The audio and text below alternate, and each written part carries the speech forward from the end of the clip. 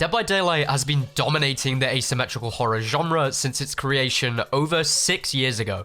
A game at base extremely simple, 1 killer versus 4 survivors. The survivors have to fix generators in order to escape the killer, and the killer has to, well, kill all 4 survivors. But why are we here? Why did you click on this video? On the 18th of August 2016, just 2 months after release, the developers of the small indie game released The Nurse. The Nurse quickly became the strongest killer in the game, ignoring all base game mechanics for the survivors to fight back. 6 months ago, I decided to push this to its limit so we could really see how strong this killer is, even with the additions of skill-based matchmaking. The streak started just to be something exciting with the goal to get to 60 or 70. But just 6 games in, after I began counting each win, we were faced with one of the biggest challenges in the entire 500 games. 2 survivors that had 8,500 hours and 6,500 hours in Dead by Daylight each, coming up against someone that has just under a full year of playtime in Dead by Daylight is definitely a terrifying sight. So late. I don't know why. I could go for a tag. They're gonna get save. Already from the start, I was in a pretty rough position because they essentially just let the guy hang on hook whilst they just pumped generators across the map. So I definitely needed to make a comeback. Doesn't double back at all. These guys are juicers. Double back. I'm getting rolled and smoked. This guy was on hook, right? Was this the guy that's not death hook? I don't remember who's death hook. That's terrible. Yeah, this could be an L. To be honest, these guys are sick. With the survivors almost completely done with their objective, I didn't even have a single dead, and the pressure was on. Do I slug this guy? I think it makes sense, right? Yeah, my gens are split terribly. And they're playing smart. They have a boon up somewhere. I can try. I gotta try, right? I've gotta hope that he's medkitted himself.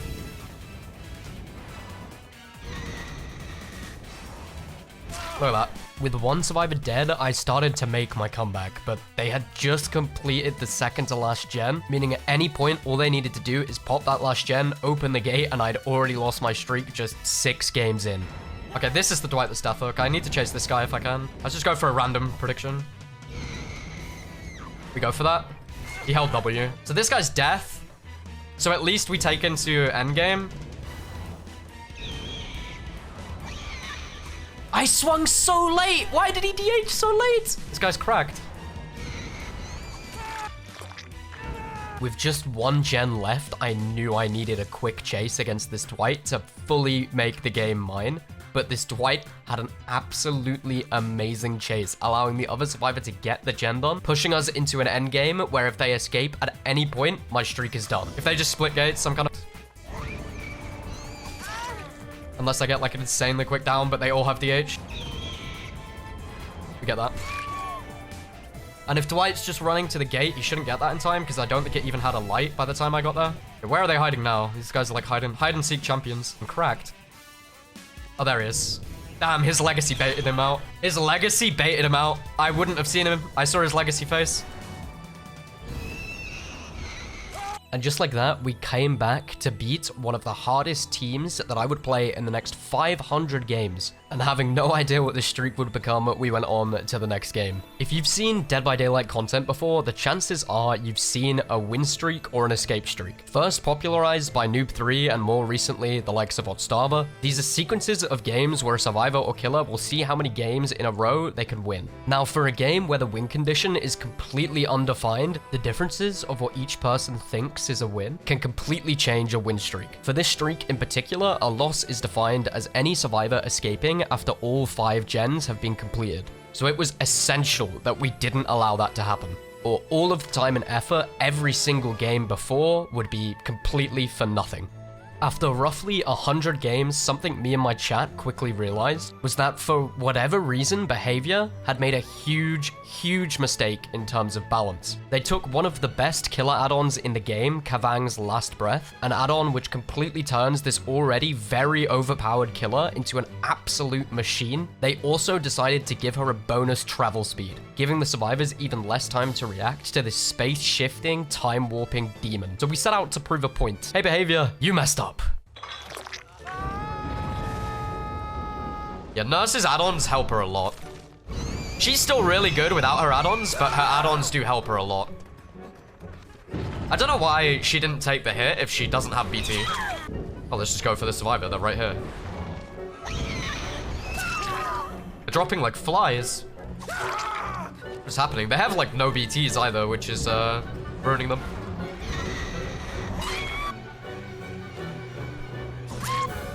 Getting a regular hit is nice. Beautiful pallet stun. 10 out of 10. Oh, hello. ODH? You're insane. Oh.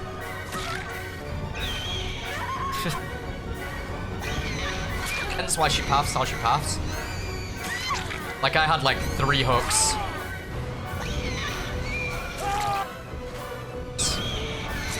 He has that hard. This is the most... Oh, a double backer.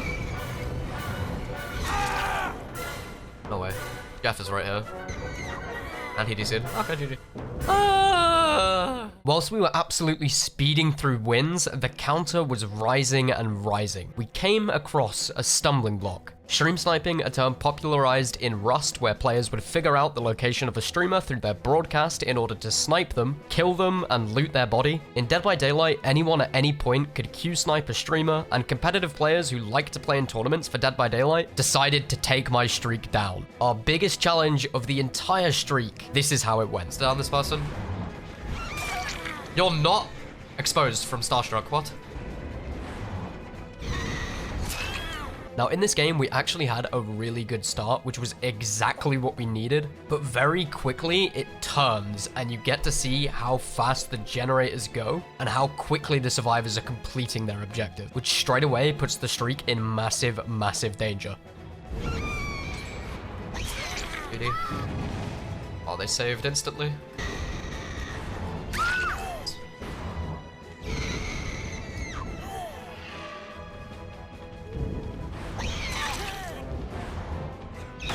Hello? For no reason. Okay.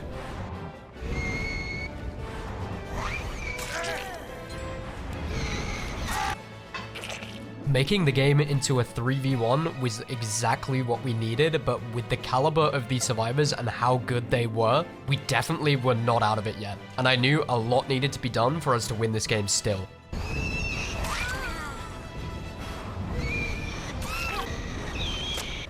I cannot get hits for the life of me. Beauty. And this one mess up, just one survivor being in the wrong position, let us win the game. Careful. Their gen pressure was insane. If that was like, it genuinely had me questioning if they were hacking. These guys were brilliant. They did really well. Credit where credit's due. To play against this and do this well. We later found out that they were tournament players and they actually admitted to stream sniping, but we had been through our hardest challenge yet and we continued to push the limit to just see how high we could get this streak. Not only did the streak get attention from players who were really good at the game, we also got attention from some bad actors. We were sniped by hackers on countless occasions. Now, of course, games against hackers would not count. Just like if you were playing a game of Monopoly and your little brother carried on stealing money from the bank when no one's looking, that's not exactly fair. However, finding a way to prove someone is hacking in this game is completely dependent on whether they want you to know or not. In Dead by Daylight, there is 2 ways people could cheat and hack. They either do it extremely blatantly or they can do it subtly. For example, slightly increasing their movement speed or slightly increasing how fast they can do a generator. In order to not count a game, I would need to be able to prove without any doubt that someone in the game was hacking. And so I present to you the game where we got sniped by a subtle hacker. Damn, he didn't vault. Stop. All right, give me a scudge. I don't know what they're playing on, but whatever it is, it's terrible. Nothing here or here. All right, we need to go. Get off. All right, this gen should regress. I don't think I hear anyone on it. I've just got to hope that I can get a scudge before they pop that. Another, bro. How did that pop? So, is that possible? Oh, we have another hacker? It's gotta be, right? I got a Tinkerer proc and then it popped in. I think at this point in my head, I was pretty terrified, just running through every option in my head just to see if there was any way this could have happened. I have to be able to prove if the person's hacking, that it's 100% that they're hacking. Into pop. So they've done 1980, 27 seconds of a gen in 2 seconds. 2 people have proof. Even with 2 proofs, it's not that quick. It's not even close to that quick with 2 proofs. 70% plus 25% from BMP. If it was 2 BMPs popped exactly when the Tinkerer procced, I will be shocked. But why would they proc a BMP exactly on Tinkerer? Especially just how quickly they're getting gens done in general as well. We've got someone dead, so I guess we'll see now. Yeah, there's no way.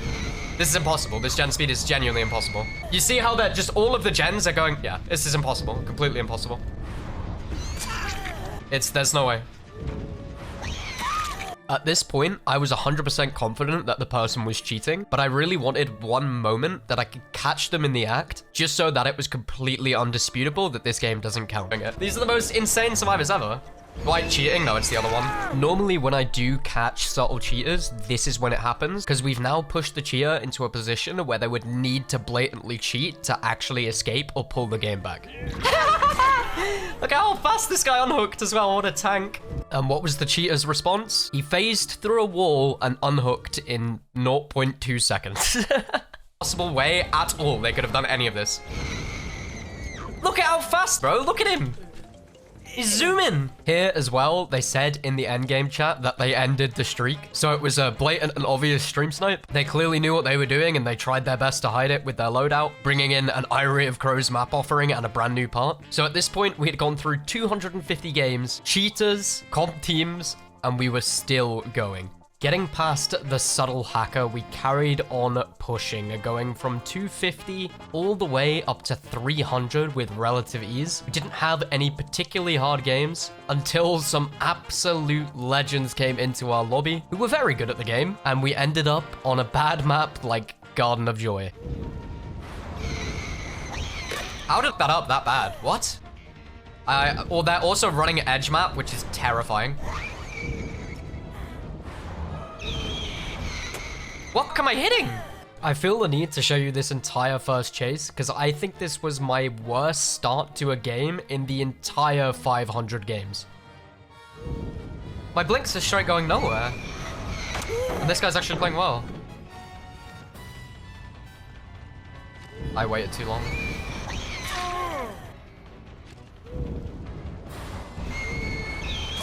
Please don't have that hard. For that first chase alone, I lost 3 gens, which is 60% of the objective gone just for one chase. That was how terrible that start was, and I hope you can see how desperate I need the comeback. Otherwise, that is 331 games down the drain. Everything I've worked for, gone. Just like that. The pressure was mounting, and I could definitely feel it. Link swallowed again. 3 gens. For some reason in my head, I just didn't think they would be able to get save in time. And that was a big mistake. If anybody gets save, that would be ridiculous. They got it that quick. Hello?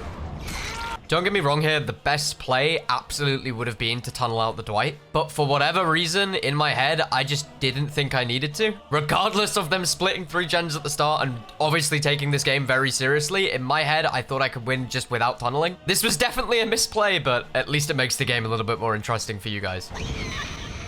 Playing edge map. It's not too bad. I still have a ridiculous 3rd gen in this corner. Are they running like Deception or Distortion?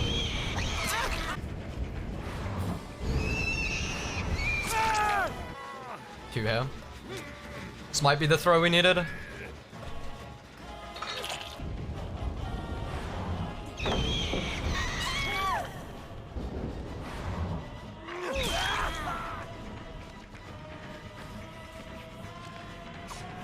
Really? With 1 gen left and all 4 alive, it pretty much seemed at this point the streak was over. This was just so difficult to come back from. I knew I needed someone dead as quick as possible.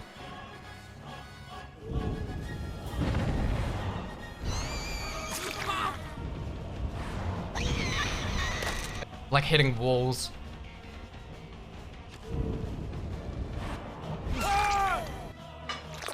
No. Resetting, probably. Ugh, they're playing, like, so off smart. Can I make this? The other one was here. Let's see, did they have the Unbreakable that they would need in this situation as well? So I was still very, very scared. And Soul Guard. We somehow did it. I don't know how we came back there, and my hands were literally shaking at the prospect of losing the streak this far in. As dumb as that may be, we were well on our way to 500 now, and we kept pushing, going from 300 to 400 to 499 wins in a row. With the combined effort of Otstava, myself, and many others, Behavior finally realized how stupidly broken Kavang's last breath was. They nerfed it to what it was originally, taking away the additional speed, and the ace in our sleeve was now gone. After 6 months of grinding, sweating, and concentrating way too much in every single game, we could not have one single game where we dropped the ball or we would lose everything. We got to win 499. With only one game left to hit the big 500 wins in a row, 500 games where not a single survivor had escaped after finishing all 5 generators, 2,000 survivors had played against me in the span of 180 days, and not a single player completed 5 generators and escaped. While some came close, we went into our 500th game. Stage 2, we'll go for the person going for save. What? Got scammed.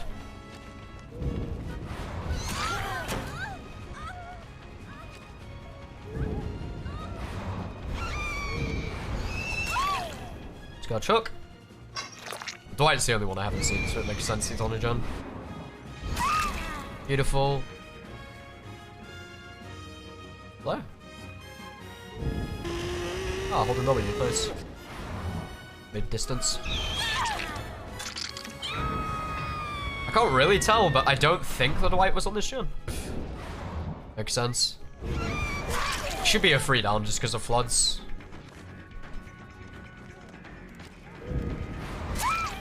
Oh, they're so quiet.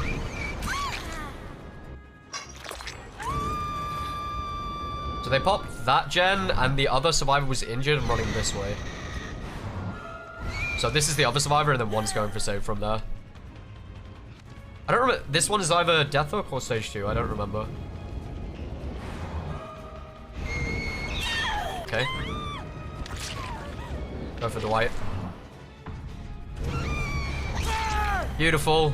I feel like we got it, boys. I feel like we got it. What? She's waiting at a gate then, surely. I hope Behavior sees this win streak and they think long and hard and they go, you know what? Pig is too strong. And just like that, we had finally done it after 6 months. Chat was going crazy. It was a really fun time. And in conclusion, looking back over all 500 games, the 2,000 survivors, 2,000 individual people on the other end of the game could not complete their objective once. Should that be achievable in any game? Well, I think the answer is obvious, but I'll leave that up to you. Thank you all so much for watching, and I hope you have a wonderful rest of your day.